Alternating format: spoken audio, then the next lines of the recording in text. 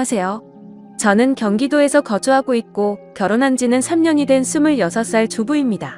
23살이라는 어린 나이에 결혼을 하게 되었는데 의도치 않게 아이가 생기는 바람에 생각하지도 못한 결혼을 하게 되었네요. 그때는 덜컥 겁이 나기도 했지만 제게는 늘 든든하게 저를 지켜주는 남편도 있었고 제게 생긴 아이를 낳고 싶어서 큰 마음을 먹고 결혼하기로 결정했었죠. 지금은 그때 제가 선택한 그 결정이 너무 후회가 됩니다. 제 모든 것보다도 소중한 제 아이를 낳은 건 절대 후회가 되지 않습니다. 하지만 시아버지와 같이 사는 걸 동의했던 그 자체가 너무 잘못된 선택이었습니다. 저는 원래는 남들과 다를 바 없이 평범한 좋은 대학 간호학과를 다니고 있었습니다. 하지만 저희 집 형편이 좋지 않아서 등록금을 벌어야 했죠. 그래서 중간에 결국 휴학을 하게 되었고 알바 생활을 시작했습니다. 그로 인해 저는 휴학을 하게 되었고 알바 생활을 시작하게 되었습니다. 생애 처음 하는 알바였기에 모든 게 낯설고 힘이 들었죠. 그런데 매일 같이 와서는 제 번호를 따간 남자가 있었습니다. 그런데 그렇게 그러던 중 지금의 제 남편을 만나게 되었습니다. 남편은 결혼 전에 저를 보고 첫눈에 반했다며 거의 매일같이 알바하는 곳에 찾아왔습니다. 남편도 키가 크고 훈훈한 스타일이어서 저도 내심 싫지는 않았었고요. 제가 어렸을 적 아버지에 대한 트라우마가 심해서 남자를 한 번도 만나 본 적이 없었습니다. 그래서 다정한 남편에게 더 끌렸던 것 같네요. 그리고 결국 아이가 생겨서 학교로는 돌아가지 못했습니다. 아이가 생긴 게 너무나 기뻤지만 지금은 그냥 집이 어려워도 대출받아 다닐걸. 남편이 이런 사람인 줄 알면 만나지 말걸. 자꾸만 후회가 됩니다. 이쁜 짓 하는 내 새끼 보면서 힘은 내지만 친구들 간호사 된 거 보면 부러운 마음이 크네요. 제 눈 제가 찌른 거니 할 말은 없습니다만 결혼해서 식모 취급받으며 시아버지께 머리채까지 잡힐 줄은 상상도 못했네요. 결혼 전에는 서로 부모님을 모시지 않기로 약속을 했는데 시아버지께서 혼자 지내시다 허리를 다치셔서 3개월 전부터 같이 살게 되었습니다. 저는 싫다고 그럼 내가 수발 들고 다 해야 하는 거 아니냐고 그랬는데 어쩜 그럴 수 있냐고 너무 독하다고 자기 아버지처럼 생각하라고 그러는데 저는 화가 났지만 결국 그러자고 해버렸습니다. 그때 독한 년 소리를 듣더라도 그냥 집에 들이지 말았어야 했는데 말이죠. 남편은 저의 손을 빌려 효도를 하려고 하네요. 아무튼 결국 아버님을 모시게 되었고 아기가 어려서 육아까지 하려다 보니 정말 생활에 지쳐 더 힘들었습니다. 그 힘든 와중에도 아버님께서는 사사건건 저한테 시비 거시고 거기다 아이는 보채고 있고 아버님은 그런 모습을 다 보셨음에도 아이를 단 한 번도 봐주신 적이 없으셨습니다. 허리가 아프시다면서요. 집에 있을 때만 아프다고 난리치시고 밖에 놀러는 아주 잘 다니셨습니다. 집안이 더럽다 반찬이 이게 뭐냐 등등 계속 참견하시고 큰소리 내셔서 정말 스트레스가 너무 쌓였고 몸도 마음도 많이 지쳐서 힘들었지만 저는 계속해서 참고 있었습니다. 밥상에 숟가락 한 번 놔주신 적 없고 우는 애 달래주신 적 한 번 없으시면서 매번 저에게 바라기만 하던 시아버지. 어제는 주말이었는데 남편은 또 회사 나가고 저랑 아이 그리고 시아버지랑 함께 있었는데 점심에 몸이 너무 좋지 않아 국수를 했습니다. 그래도 멸치 다신물 내고 고명도 얹고 제가 한 국수 맛있다고 남편이 칭찬해줘서 아버님도 그럴 거라고 생각했습니다. 근데 국수를 보시자마자 화를 엄청 내셨고 애가 놀라서 우는데도 시끄럽다고 또 소리를 지르시더라고요. 드시지 않겠다며 국수를 그릇채로 싱크대에 갖다 부으셨습니다. 본인 것만 부은 게 아니라 저랑 아이 것까지요. 눈물이 나오는 걸 꼭 참고 아버님 밥으로 다시 해드릴게요 했더니 싫다 안 먹는다. 내가 며느리 눈치 보고 이런 대접 받아야 하냐? 하시고 방으로 들어가시길래 2번 정도 더 물었습니다.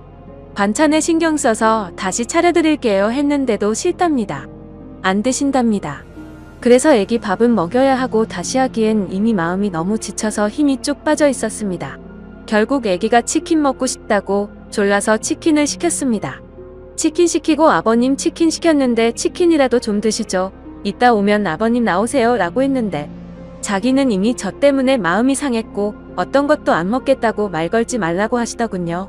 그래서 솔직히 너무 화나고 지쳤습니다. 아무리 잘하려고 애쓰고 집안 청소도 엄청 깨끗이 하는데도 트집을 잡으셨고 남편은 그걸 알면서도 도와주지도 않더군요. 아무튼 시간이 지나 치킨이 도착했고 아버님께 드시라고 말씀드렸는데 대답도 하지 않으시더군요. 그래서 어쩔 수 없이 아기랑 먼저 치킨을 먹었습니다.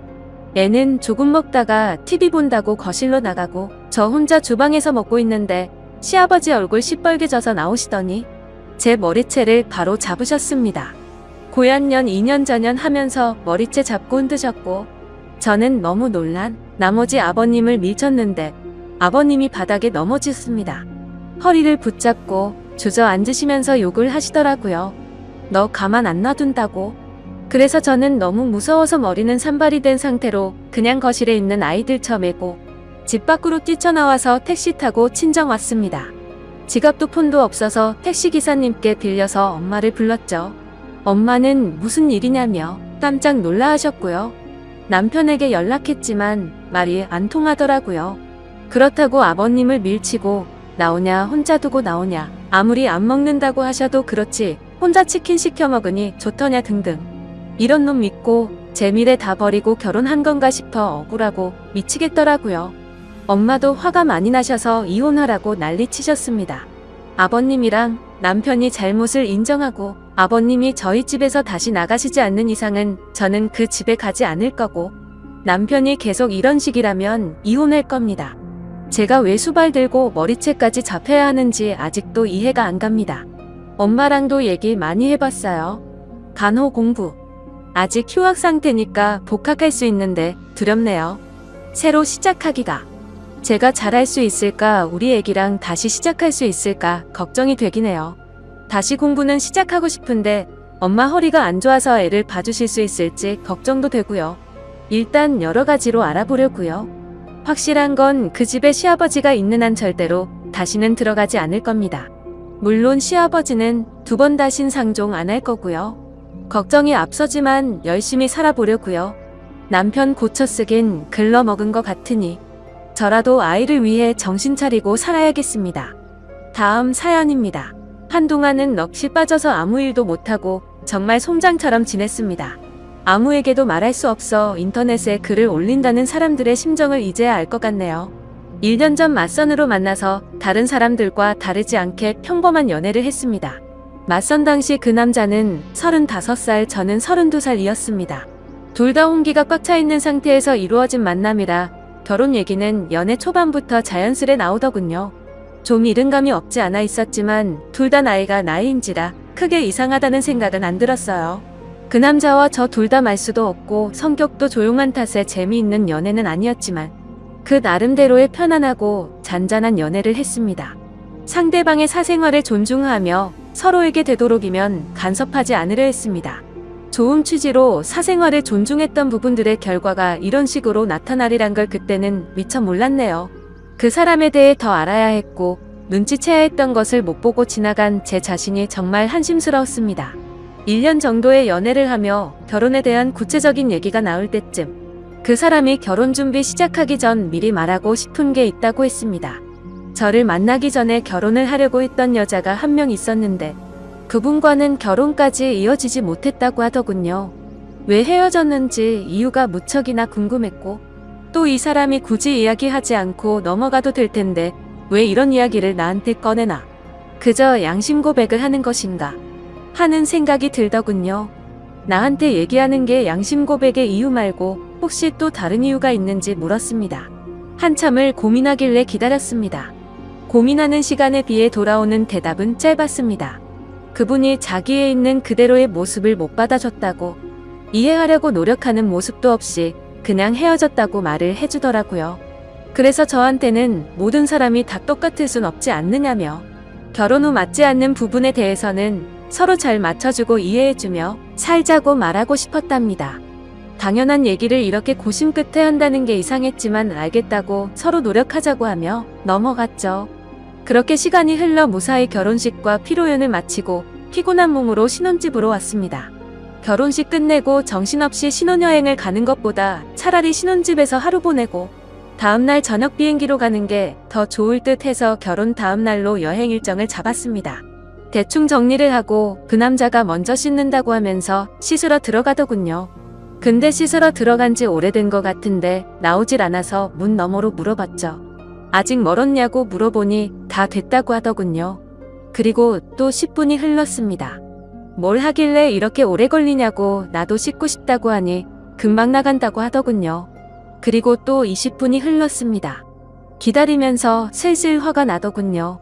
지금 들어간 지 1시간 다 된 것 같은데 무슨 일이 있는 거냐고 물었더니 기계적인 목소리로 이제 다 했으니 나간다고 대답해서 저는 얼른 씻고 쉬고 싶다고 말했습니다. 그로부터 또 10분이 지났습니다. 정말 별의별 생각이 다 들었습니다. 혹시 하수구가 막혔나? 말을 걸면 바로바로 대답을 하기 때문에 어디 미끄러져 다친 건 아닌 것 같고, 아님 신혼 첫날 밤이라고 무슨 이벤트를 준비하는 건가? 애써 화를 누르며 또 기다렸죠. 결국 인내심은 한계에 도달해버렸고 끝끝내 참다 못해서 문을 벌컥 열고 들어가 버렸습니다. 그런데 제 눈앞에 펼쳐진 광경에 너무나도 충격을 먹어서 얼음이 되어버리고 말았죠. 그냥 그때 느꼈던 감정을 어떤 말로도 표현할 수가 없을 정도였습니다. 화장실 안으로 들어가 보니까 말로 표현 못할 만큼 이상한 복장을 하고 있었고, 한 손에는 어디서 구했는지도 모를 이상한 걸 들고 변기 뚜껑 위에 쪼그리고 앉아있더라고요. 뜨거운 물을 계속 틀어놨는지 안경엔 김까지 서려 있어서 더 충격적이었죠. 솔직히 처음에는 이 상황이 이해가 되지 않아서 한참을 멍하니 서 있었습니다. 그러다 정신이 들어 소리 지르며 뛰쳐나와 그 길로 곧장 친정집으로 도망갔습니다. 몸이 사시나무처럼 떨리고 돈도 없어서 택시기사님 핸드폰 빌려서 엄마 보고 나와 달라고 했죠. 엄마와 아빠 남동생은 저한테 둘러앉아 도대체 무슨 일이냐고 다그쳤지만 1시간 동안은 울면서 아무 말도 못했습니다. 시간이 지나고 차츰 마음이 가라앉혀지고서야 일단 나를 보호해주는 가족과 같이 있다고 생각하니 조금 안정이 되더군요. 그때를 다시 생각하고 싶지 않았지만 정말 어렵게 그 상황과 그 얘기를 꺼냈습니다. 얘기 듣고 아빠는 바로 그 변태 새끼 부모님께 전화해서 상황을 알렸고, 엄마는 저를 껴안으며 같이 우시고 아빠랑 남동생이 그 자식 죽인다고 신혼집에 찾아갔죠. 하지만 신혼집에는 아무도 없었고 그 집에 제 물건이 있는 것조차도 역겹다고 생각해서 대충 제 집만 챙겨서 다시 오셨습니다. 결혼을 하기 전에 연애하면서 서로를 다 안다고 생각을 했었는데 그전에는 그 남자의 본성을 숨기고 있었나 봅니다. 아무것도 눈치채지 못한 제 자신이 정말 너무나도 한심합니다. 그 일이 있고 며칠이 지났는데도 아직 연락도 되지 않고 있고 아무런 조치를 취하지 못했네요. 혼인신고는 안 했지만 결혼식까지 올렸는데 말이죠. 정말 인생이 너무 허무하네요. 오늘까진 충격 속에서 송장처럼 보냈지만 내일은 변호사 만나서 법적으로 어떤 조치를 취할 수 있는지 알아보려 합니다. 제 사연을 읽어주셔서 감사드립니다. 다음 사연입니다. 안녕하세요. 저 이혼하려고 합니다. 제가 이 글을 쓰는 이유는 이혼하자는 사유가 말 같지도 않다는 남편놈 집안에 누가 말이 안 되는지 많은 분들에게 의견을 묻고 싶어서입니다. 남편놈과 저는 동갑이고 결혼 2년 차에 아이는 없습니다. 결혼할 때 시댁이란 곳에서 단 1원조차도 받지 않고 결혼을 했습니다. 오히려 시댁에서 혼수로 이것저것 바꿔달라고 요구를 했고, 남편은 28살에 결혼하면서 정확히 3천만 원 들고 왔죠. 신혼집은 24평 전세 아파트인데 제가 모은 돈과 친정에서 도와줘서 장만하였습니다. 근데 남편놈은 명의를 자기 이름으로 해야 한다고 난리치는 거 결혼 안 한다고 하니 명예 관련된 부분은 쏙 들어갔었습니다. 친정은 넉넉하진 않지만 부모님은 그동안 고생하시면서 노후 준비를 다 마치셨고 저를 마지막으로 모두 다 출가를 했습니다. 위로는 오빠가 2명 있고요. 아버지는 중소기업을 다니시다 퇴직하시고 엄마는 반찬 가게를 오래 하셨었는데 무릎에 물이 차 수술을 하시게 되면서 그만두셨습니다. 남편의 집에는 손 아래 여동생 하나 있습니다. 그 집안 어른의 사상이 노후는 아들이라고 생각하고 있고요. 그것 때문에 2년 동안 맞벌이 하면서 겨우 1,000만 원 모았습니다. 그 집에 다달이 들어간 돈 따지면 정말 어마어마하더군요. 물론 돈 때문에 힘든 부분도 있지만 제가 이혼을 하려는 이유는 이 남편놈의 식구들이 저희 엄마를 자기들 식모로 안다는 겁니다. 신혼여행 후 그 집에 갔는데 굉장히 익숙한 맛의 음식들이 있었어요. 정말 맛있게 먹고 하루 자고 집에 왔는데 저희 신혼집 냉장고가 텅 비어 있었습니다. 엄마가 분명히 반찬에서 넣어놨다 했는데 그걸 말도 하지 않고 와서 싹 가져갔더라고요. 더 웃긴 건 반찬 담아줬던 통은 싱크대에 설거지도 안 하고 그대로 뒀더군요. 얼마나 낯짝이 두꺼운지 말도 없이 가져간 그 반찬 아무렇지 않게 저한테 내주다니 너무 황당했습니다. 솔직히 저 어릴 때부터 성질이 다혈질에 욱하는 기질이 있었죠. 그래서 그걸 보자마자 집에 가서 남편놈한테 뭐라고 했습니다. 내 동의 없이 왜 함부로 비밀번호를 가르쳐줬냐고 한바탕 하고 분에 못 이겨서 남편네 집에 전화해서 이 무슨 경우냐 하니 몸이 안 좋아 음식할 시간이 없었답니다. 그 집과 저희 집 차로 30분 거리인데 차라리 시키거나 외식을 하지 사돈이 해다 준 반찬을 훔쳐가다니요. 앞으로 이런 일 없었으면 좋겠고 오시더라도 저한테 미리 연락 주시고 오시라 했죠. 그깟 반찬 몇 개 가지고 유세 떤다기에 이런 꼴 보기 싫으시면 드시지 마시라 하고 전화를 끊었고 그날 남편놈과 대판 싸웠습니다. 결국에는 남편도 나중에는 잘못을 인정하고 미안하다고 하더라고요. 그래서 저는 같은 일 반복되면 절대 가만두지 않는다고 못을 박았습니다. 그러다가 어제 낮에 일하는데 큰 새언니에게 전화가 왔습니다. 저한테 너무한 거 아니냐 다짜고짜 말을 하길래 저는 영문도 몰랐기에 무슨 말이냐고 되물었습니다. 그러자 왜 남편놈 집안에 일 있을 때마다 엄마를 데려다 일을 시키냐는 겁니다. 무슨 소리냐고 물어보니 지난번 신우라는 인간 집들이 때도 그렇고 오늘은 그 인간 시어머니 생신이라고 가셨답니다. 음식을 해준다고요.